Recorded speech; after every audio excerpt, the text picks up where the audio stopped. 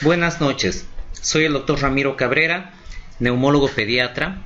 Vamos a hablar acerca de la implementación de las guías de práctica clínica para manejo de la crisis asmática en niños atendidos en la emergencia del Hospital Universitario Japonés en el 2016.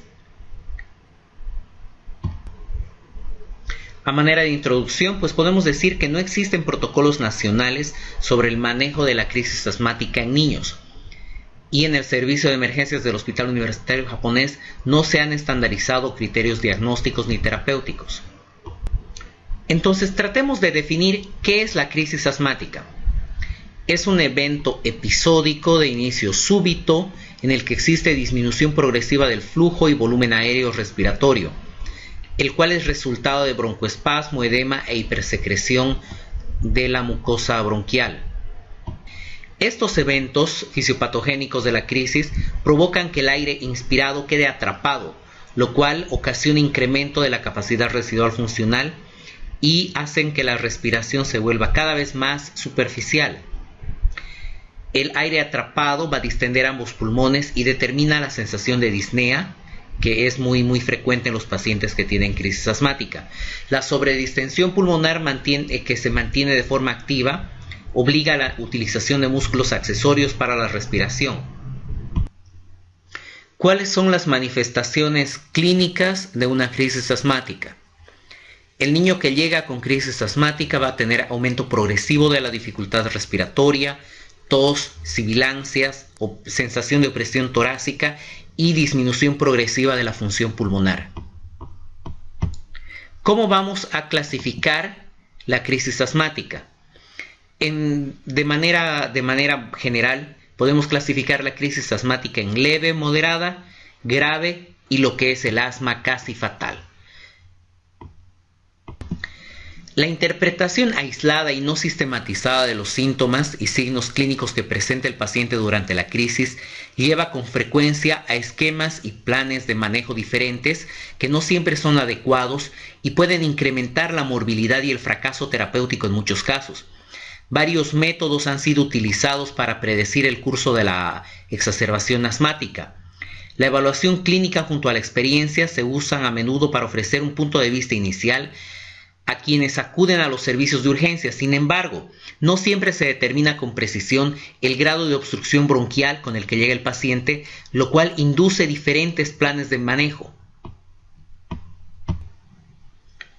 Entonces, pues vamos a utilizar este índice de gravedad, el Pulmonary Score, que ha sido validado en 2002 como un instrumento que nos ayuda a evaluar de manera bastante fácil y muy real la gravedad de la crisis.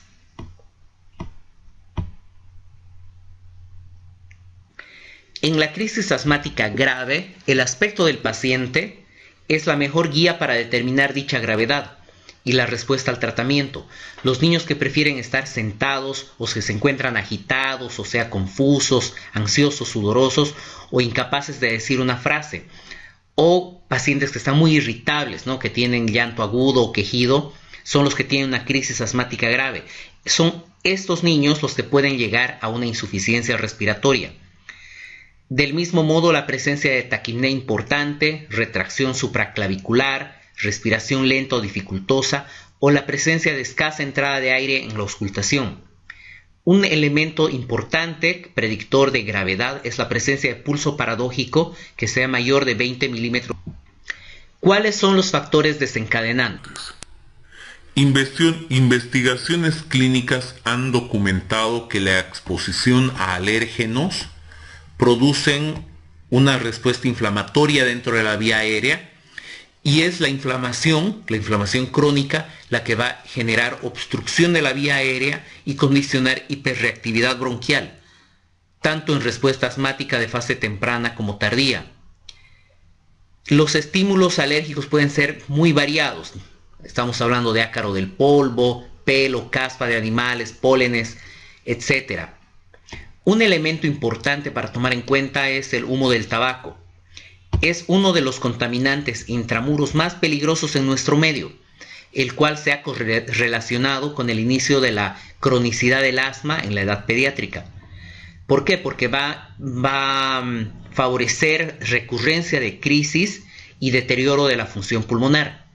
La exposición pasiva del humo del tabaco en la vida intrauterina también se ha relacionado con alteración en el crecimiento de la vía aérea, una vía aérea pequeña, una función pulmonar disminuida ya desde el nacimiento. El tabaquismo materno postnatal se ha relacionado con una mayor incidencia de infecciones respiratorias altas o bajas de inicio temprano. 5. ¿Cuáles son los criterios de ingreso hospitalario? Uno de los objetivos fundamentales en el manejo de la crisis asmática es intentar definir a qué manejo debo hospitalizar y a qué paciente puedo manejar de manera ambulatoria. La historia clínica debe hacer hincapié en aspectos que pongan en manifiesto la evolución reciente del asma, el tratamiento de base, ingresos y visitas a emergencia durante los últimos meses, así como el antecedente de crisis previas, especialmente graves o con rápido empeoramiento del paciente. Diversos estudios han constatado que el paciente, una vez que se le administra tratamiento broncodilatador máximo, presenta una meseta.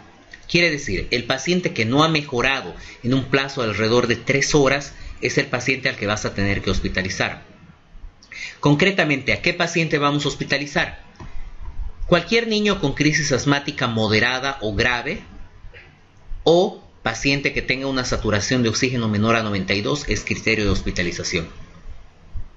Niños que requieren terapia con beta-2 agonistas, estamos hablando de salbutamol, con una frecuencia que sea menor a 2 a 3 horas por vez. Todo paciente que no haya mejorado tras la administración de corticoides sistémicos o pacientes que presenten progresión rápida de la sintomatología de la crisis asmática. Un grupo de pacientes que son particularmente delicados en el manejo son aquellos que tienen mala adherencia al tratamiento, porque te van a cumplir el tratamiento al momento que lo has capturado en la emergencia. Sin embargo, ya siendo el tratamiento ambulatorio, el paciente no va a hacer caso a la medicación. Acceso inadecuado a la atención médica, estamos hablando de lugares muy distantes, o pobre sistema de apoyo social en el hogar. Muy bien. En relación a cuál debe ser el manejo de un paciente con crisis asmática al ingreso, tras que ingrese el paciente se debe valorar el índice de gravedad que presente según la clasificación que acabamos de mostrar. En todos los casos se debe medir la saturación de oxígeno en niño que presente sibilancias. Los pacientes que persisten con saturaciones bajas posteriores a la administración de broncodilatadores deben ser considerados como graves, vale decir ingreso a terapia intensiva. Se recomienda usar oxígeno en todo paciente cuya saturación de oxígeno sea inferior a 92%. El manejo de la crisis asmática tiene como objetivo revertir y eliminar el broncoespasmo de manera rápida y efectiva, además de mejorar la ventilación e incrementar la oxigenación del paciente. El enfoque terapéutico más importante es el control de la vía adrenérgica, en los cuales los medicamentos beta-2 agonistas hasta el momento son lo más efectivo para revertir el broncoespasmo. Se debe enfatizar que tan pronto como se identifica, es necesario el inicio del tratamiento. La clasificación y evaluación del estado clínico de los niños en crisis no se debe retrasar.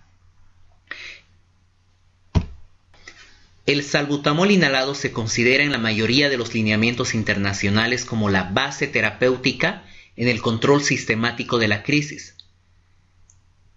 Un elemento muy importante que tenemos que tomar en cuenta es que la administración oral de salbutamol, vale decir por vía oral, ya sea en jarabe o en tableta o como quieran, no se recomienda en la crisis aguda, debido a que la absorción es variable y tiene mayor posibilidad de efectos colaterales si se necesita una dosis mayor. En todo caso, es la vía inhalada la que se recomienda en todos los casos de exacerbación aguda, pues la eficacia del salbutamol inhalado no modifica por la forma en la que se deposite, ya sea polvo seco, aerosol presurizado o solución para nebulizar. La razón para administrar de manera repetida salbutamol es que la broncodilatación que sigue a la primera nebulización alcanza la vía aérea cada vez más periférica en la siguiente sesión y en la subsiguiente, con lo que se incrementa la efectividad del tratamiento. Entonces, ¿cómo debemos manejar una crisis asmática leve a moderada? De 2 a 4 inhalaciones de salbutamol en un dispositivo de dosis medida presurizada. En los dispositivos de dosis medida presurizados, ¿no?, que este es como uno de estos, se deben administrar con una cámara espaciadora cada 15 a 20 minutos, por 3 ocasiones para controlar una crisis. En casos graves, uno puede ser tan agresivo como utilizar hasta 10 PAF por cada vez en 20 minutos. Si el paciente responde, continuar con el beta-2 agonista, con el salbutamol, con el dispositivo de dosis medida. 2 PAF cada 1 a 4 horas. Y además, iniciar corticoide sistémico. Podemos usar prednisona o prednisolona a 0,5 a 1 miligramo kilogramo día cada 12 horas. En todo paciente que tiene una crisis asmática, se le debe dar un plan de alta por escrito, en el cual va a venir indicado la utilización de un beta-2 agonista del salbutamol, 2 PAF cada 4 horas, por 5 a 7 días.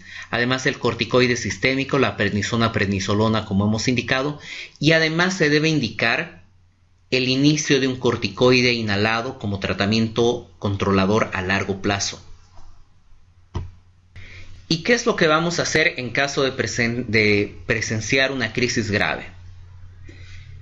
En este caso, el beta-2 agonista debe ser nebulizado con oxígeno. Vamos a utilizar salbutamol a dosis de 0,15 miligramos por kilogramo día. Eso es, más bromuro de ipratropio. Y reevaluar luego de cada nebulización. El paciente con una crisis grave por definición va a estar hipóxico, así que se le debe administrar oxígeno con máscara facial, la utilización de corticoide. El corticoide puede ser tanto endovenoso como por vía oral, dependiendo de la tolerancia del paciente. En los casos de crisis grave, se debe valorar la realización de gasometría arterial y radiografías. ¿Y cuáles son los factores de riesgo para desarrollar el conocido asma casi fatal? Entonces, cada vez que evaluamos un paciente con asma, en exacerbación o en crisis, debemos preguntarle cómo ha sido la exacerbación previa. ¿Es un paciente que ha sido intubado previamente? ¿Un paciente que ha necesitado ingresar a terapia intensiva? ¿O cualquier paciente que presente 2 o más hospitalizaciones o más de 3 visitas a urgencia en el año previo?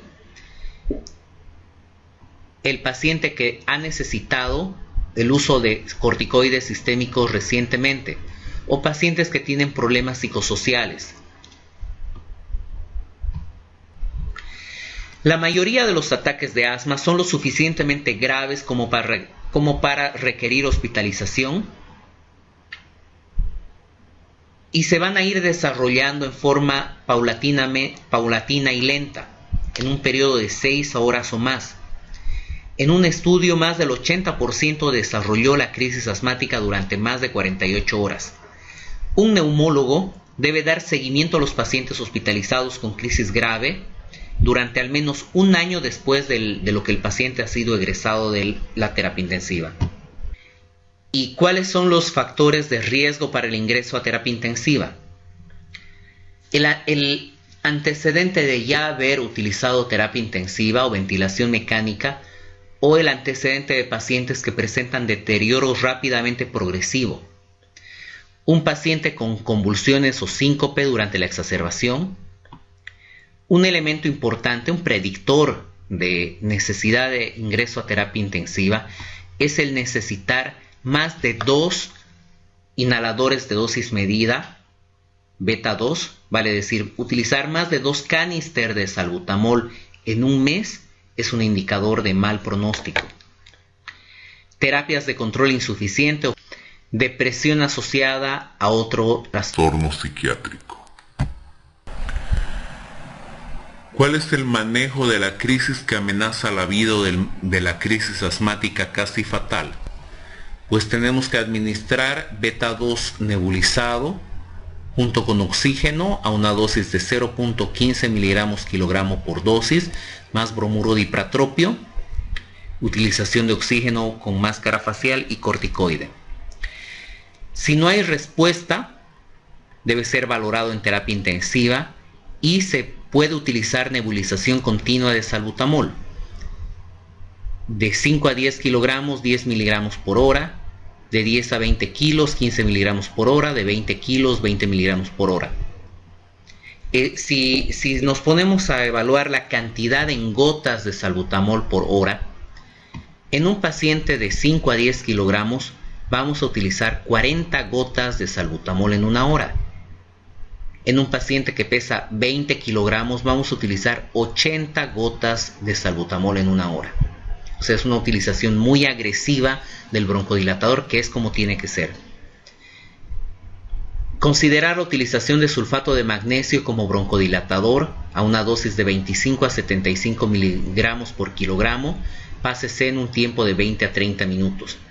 Si no hay respuesta, trasladar a terapia intensiva, hospitalizar todos los casos que tengan crisis graves, que persistan a pesar de un tratamiento adecuado. La mayoría de los pacientes que tienen crisis asmática grave responden a la terapia médica convencional y solo alrededor del 2% de ellos requieren tratamiento en cuidados intensivos.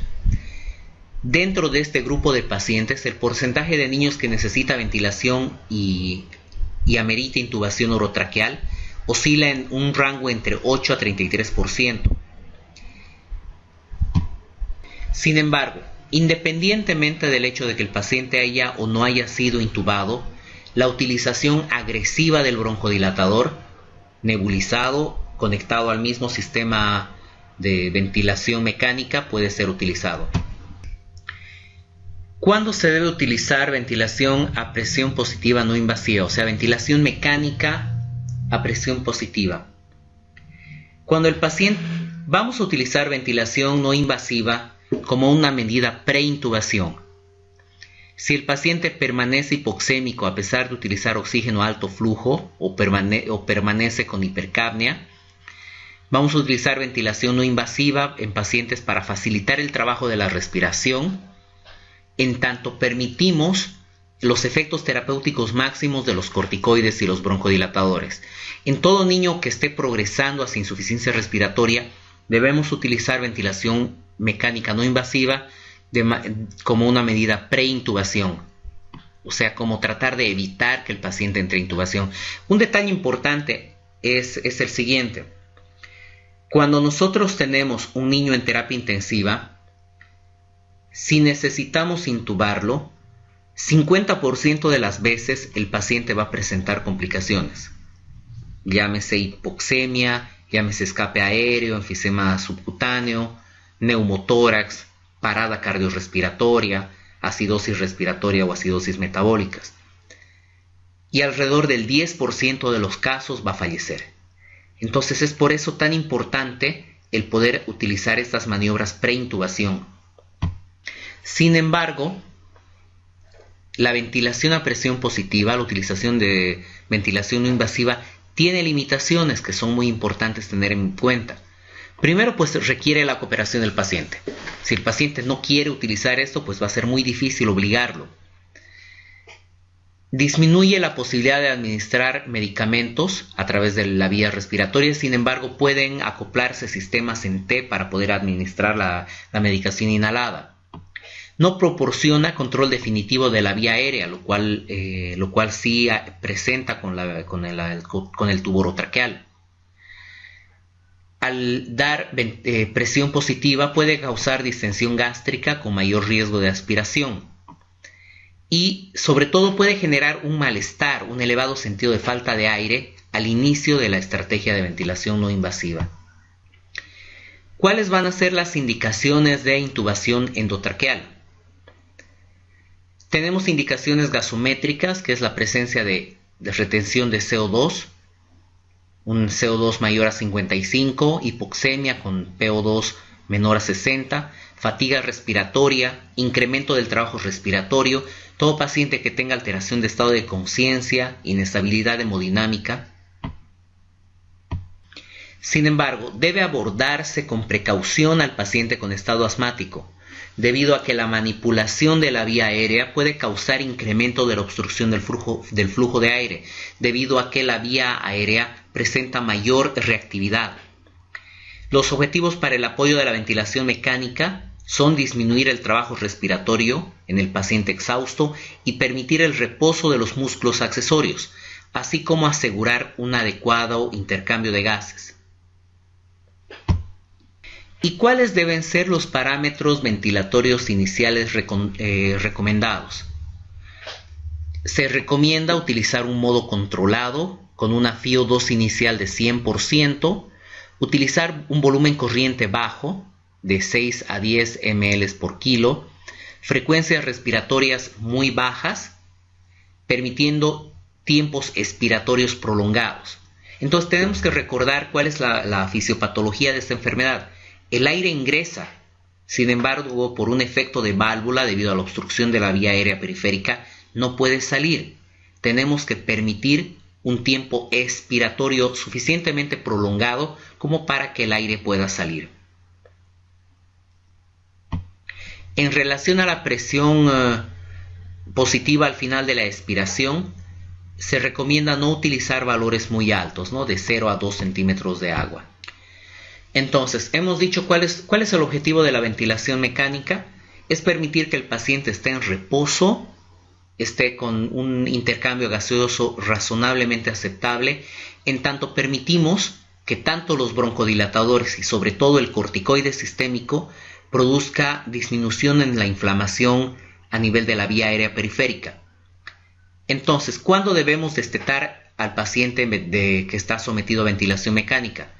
Una vez que tenemos una gasometría arterial con un FiO2 de 40, radiológicamente sin mayores alteraciones como atelectasias. Recordemos que las atelectasias van a producir cortocircuitos de derecha a izquierda, empeorando la hipoxemia.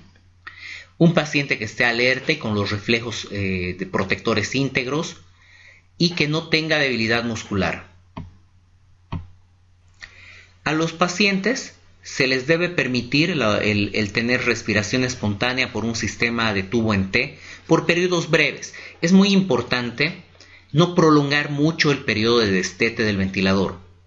Permitirle algunos minutos el que pueda acostumbrarse al sistema y tratar de extubarlos de manera temprana. Se requiere observar al paciente en terapia intensiva por lo menos 24 horas luego de su extubación. Es de suma importancia suspender el apoyo ventilatorio tan pronto sea posible. ¿Por qué? Porque la intubación condiciona un estímulo irritativo para la vía aérea que puede por sí misma producir o causar broncoconstricción.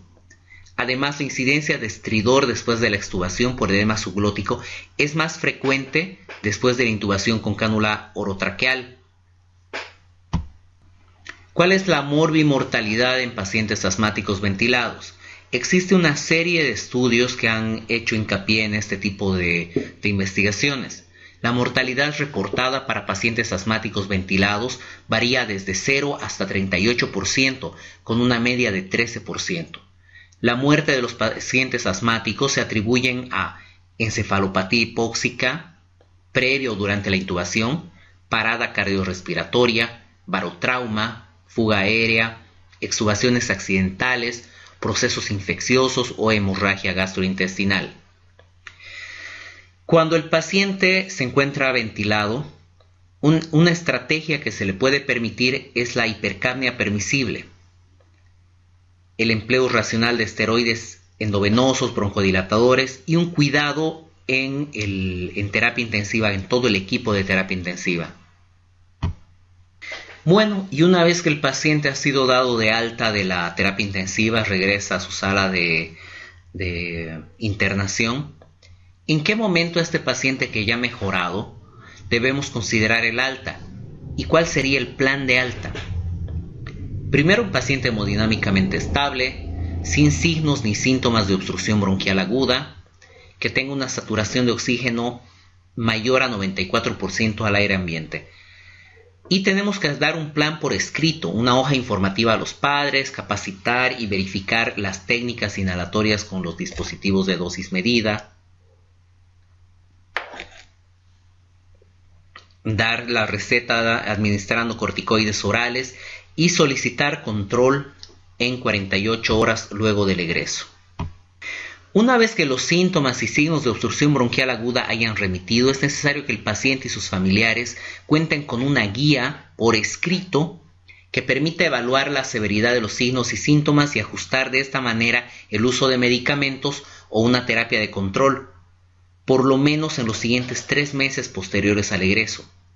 Los pacientes y sus familiares deben estar involucrados en el manejo de la enfermedad con acciones que les permitan prevenir recaídas, o de todas maneras es importante poder capacitar a los padres sobre el manejo de la crisis de manera adecuada, de tal manera que podamos incrementar y mejorar la calidad de vida del paciente asmático.